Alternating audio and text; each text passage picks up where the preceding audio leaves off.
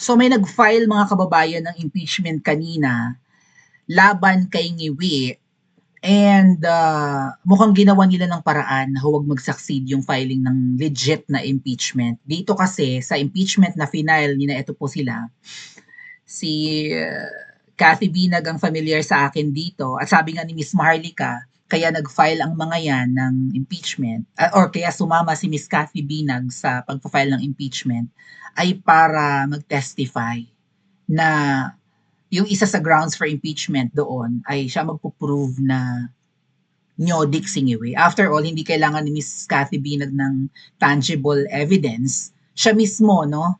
Yung kanyang testimony, siya ang buhay na saksi, even si Mangga, na nagpupulburon. Kasi nga, ang ex ni Cathy Binag, si Tony Boy Florendo, right, ay kaibigan ni Ngiwi. And saksi siya na nagpupulburon talaga yan kasi isinama siya one time. Inalok pa siya ni Ma'am Shi, right? Do you want? Nakalagay daw sa parang maliit na lalagyan. Do you want? Oh, sabi niya, no, I don't do kineme. So why are you even here? Sabi ni Butod sa kanya. Right? Oh, tapos, yun nga.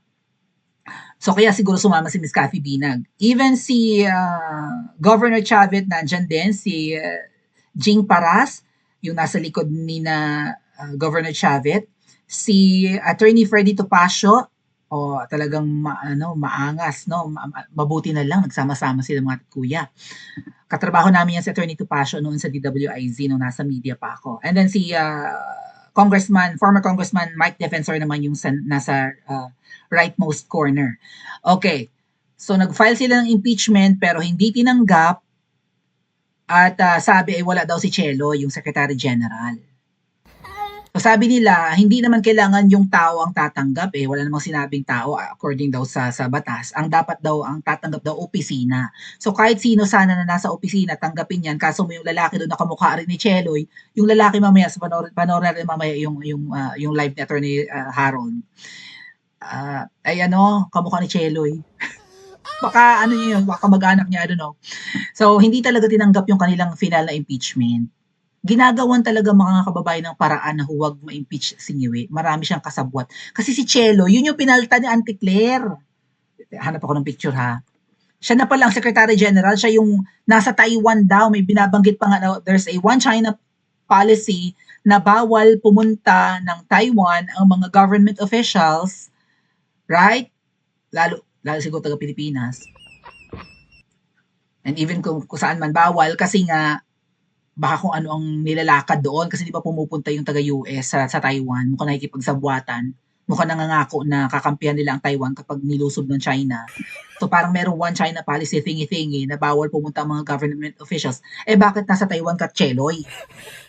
Anong araw dyan? Ngayon, mga kababayan, Webes, no? Oras ng trabaho, wala ka, naglalamyerda ka. Baka nagtago yun Baka kunwarian lang na nasa Taiwan Nung natunugan nila na may magpa-file ng impeachment, di ba may naunan na.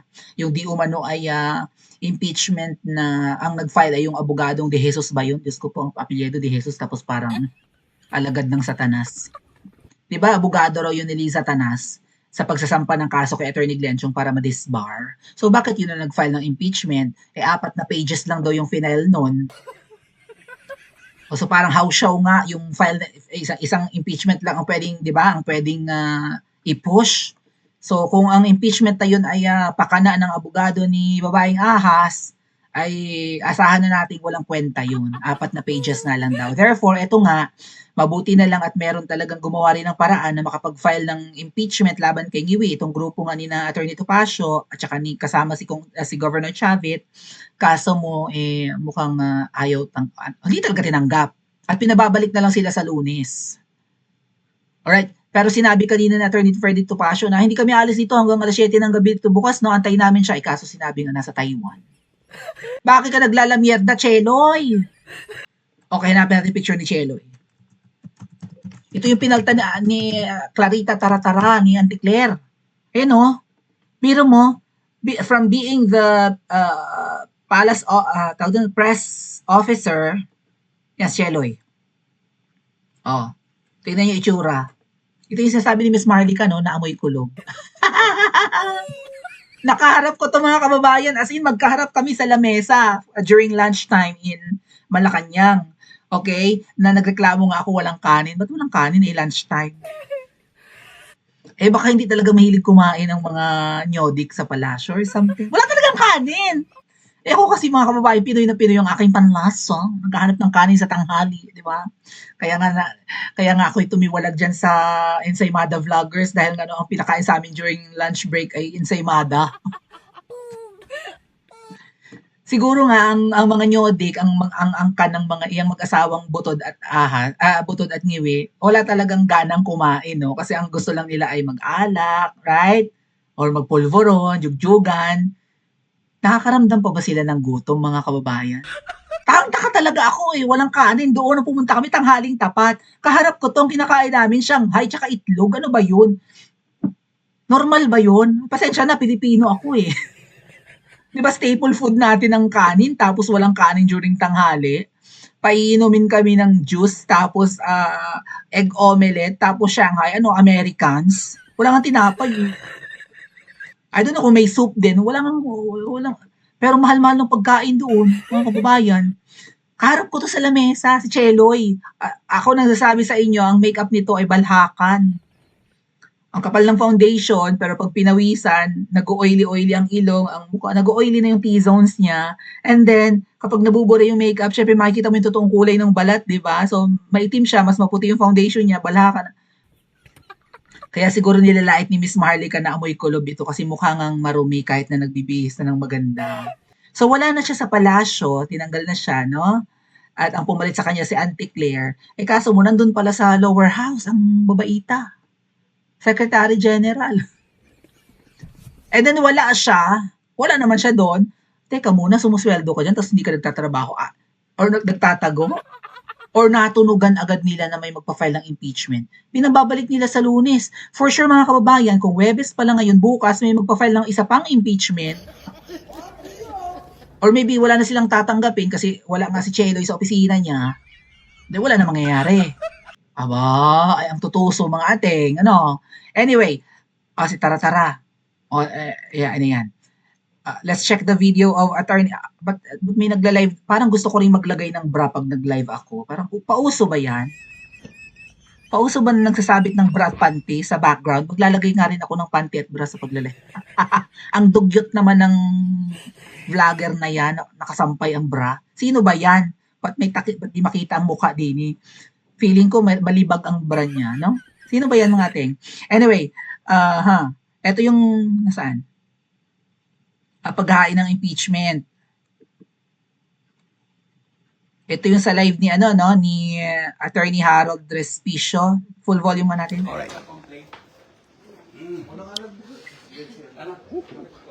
Yan. Baka nandito rin yan. Yan. Ito yung sasabi ko kamukha ni Cheloy. Mga tet kuya, yung lalaki, abogado to. Parang lang, mababa ang rank. Hindi daw niya pwedeng tanggapin. Tapos, tanggi siya ng, alam niyo, maligoy siyang magsagot, maalibadbaran kayo. Ayaw niya na may nagla-live. Kaso mo, may nakahawak ng cellphone. Even si Attorney Harold, nagla-live din. Ayaw niya na makunan yung conversation. Kasi tinatanggihan talaga niya. Ayaw niyang tanggapin, wala daw si Cheloy. Tingnan niyo yung lalaking yan. Abogado yan, di ba? And then si Cheloy, tingnan niyo yung mukha. Di mo alam kung ensaymada rin or monay. Isang hulma, no? Isang hulma. Tama ba mga kababayan? Tina, isa talagang hulma. Parang monay din ang mukha. Baka ka mag-anak ni Cheloy yan, mga ating. Tama ba? Okay, let's check na rin. Ayan. Go.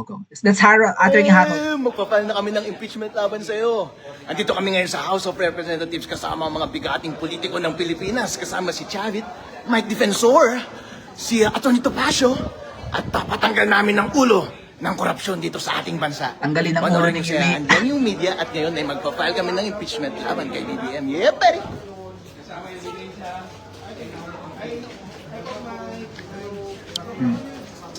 Ate Binag. May mga media na nag-aabang sa labas na nakapasok sila pero hindi sila nagtagal. Dahil media, no? Complainants po. Opo. We have former congressmen as complainants also. Mhm.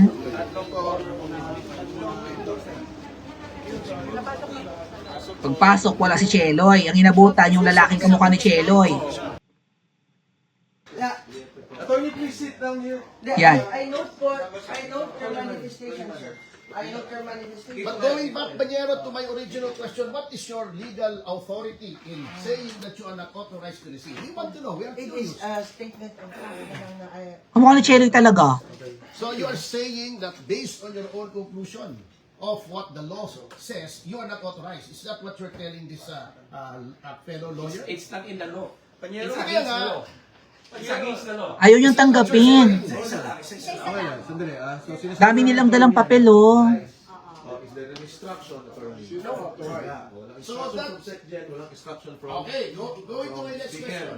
Okay.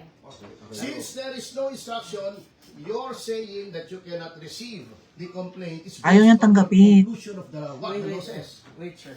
Wait, sir. Okay, listen mo, sir. This Palusot ng palusot. What are they for? We want to know because we are citizens. We are paying And your this is a public salary. office. You are a public, you're a public official. Okay, one by one. Under the Constitution, very clear that if there's Nagla-live si Jing Paras din. Naka-live din siya. endorsed by O sige, para maliwanag na I refuse to be covered by any media recording or anything. Ano, this is public. Wala Ayaw niya magpa-video, eh.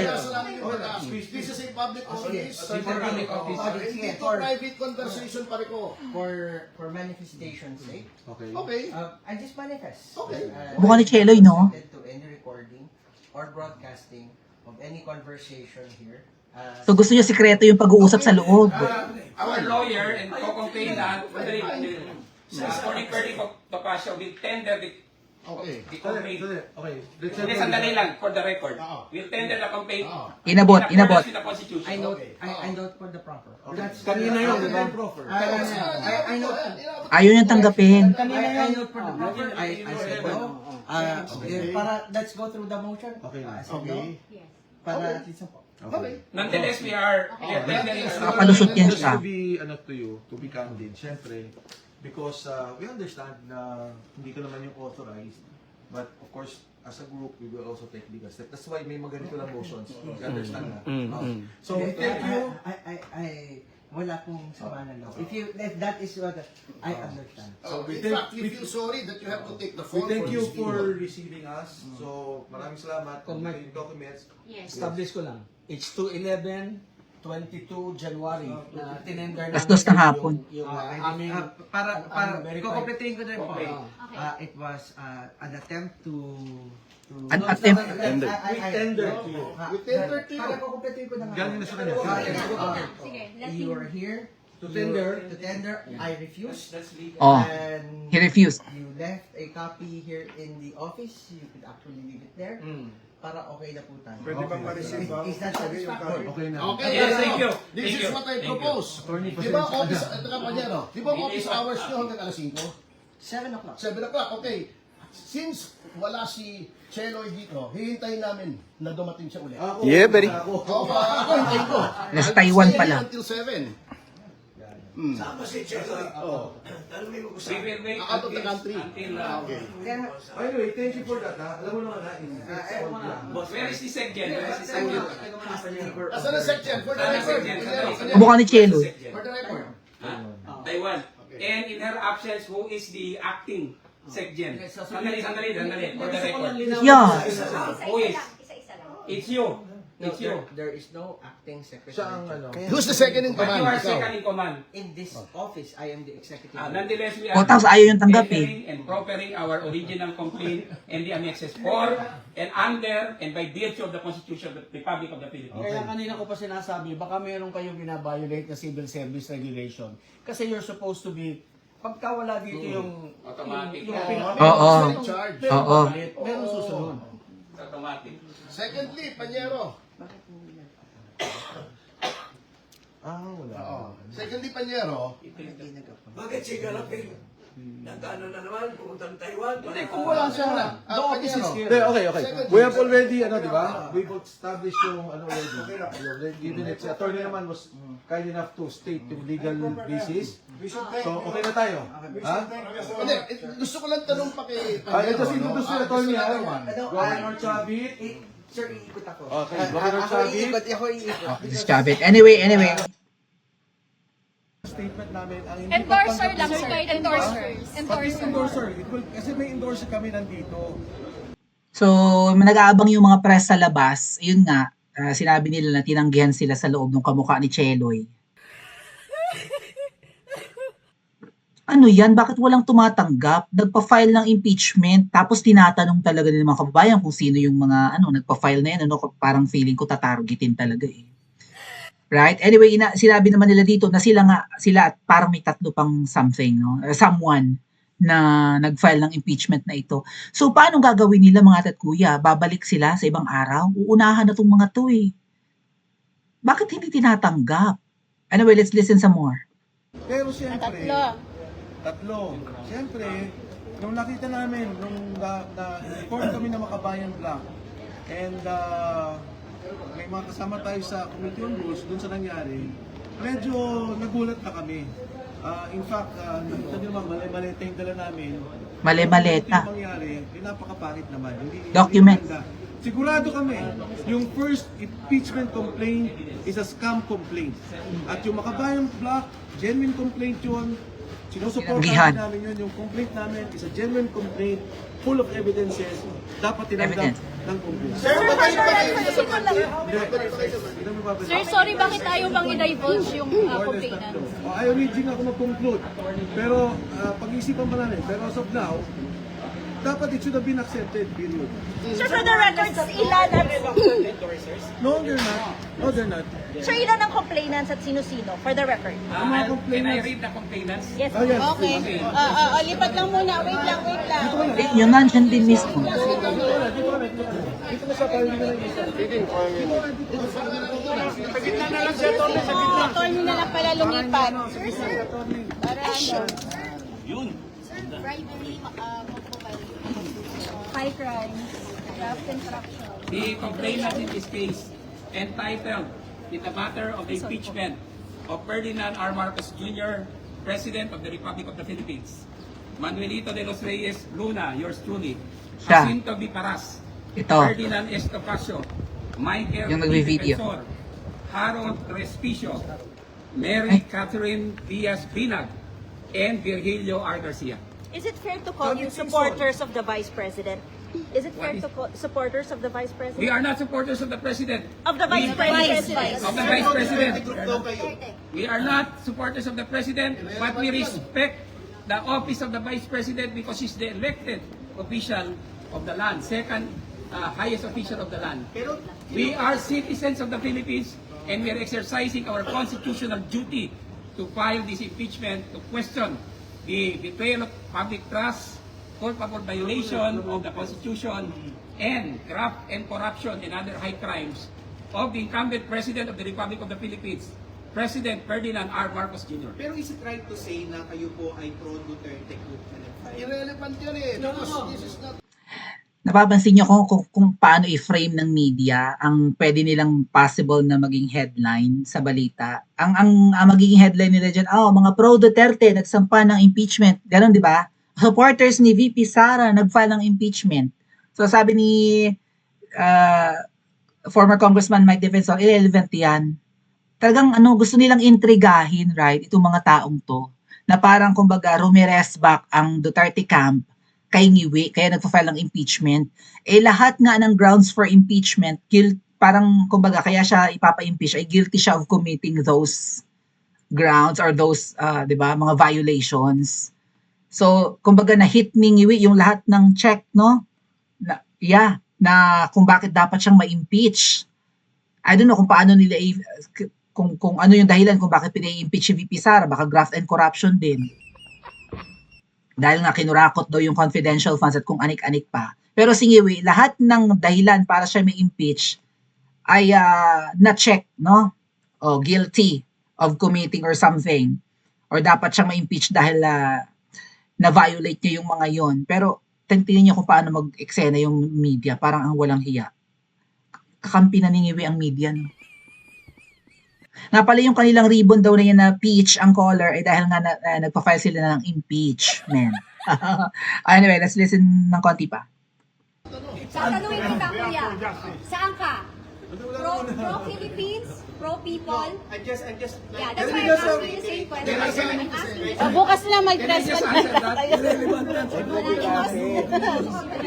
This is a people's complaint. This is a people's complaint. Wala. This is a complaint of the people of the Republic of the Philippines. Sir, bakit? So, yun nga, reklamo ito ng mga Pilipino and they are representing it. Lahat tayo, mulat na ang mata na inutil, mambubudol, and then Makati, ang kung ano man, lahat na, kamay, paa, puwit, bahala na kayo. Kaya dapat ma-impeach. Ano yun, tapos i-frame nila as mga supporters lang ito ni VP Sara at gusto lang gumante, no? Bini-impeach yung si Sara Duterte ha, impeach din namin si Ngiwi. Something like that. My God, bumabaha na sa Pilipinas. Wala nang proyekto, puro nakaw. Ganyan pa ang media. Mga alagad ng demonyo, tama. Walang hiya. So, is it suffice to say, mga ate at kuya, na the group failed to file the impeachment against Ngiwi? Kasi hindi tinanggap eh. So, paano paano natin maaalis? Sinabi nga nila sa interview na to na ito ang natatanging paraan para matanggal si Ngiwi. I think si Mike Defensor may sabi na hindi mo naman pwedeng kasuhan sa ombudsman si Ngiwi, immune sa kaso, di ba? And then there's another way pa sana, pero hindi pwedeng gawin. So through impeachment lang, kung magnanakaw ang leader, kung salot, kung adik, at ano pa, kung mamamatay tao, we don't know. Lahat ng krimen, high crimes. Okay? Paano natin tatanggalin kung ayaw nilang tanggapin ang impeachment na pinafile? May sabwatan, ano? Would you agree mga kababayan na ang Pilipinas ay pinatatakbo na ng mafia at sindikato? Pakicomment niya po sa comment section at panoorin ng susunod na video.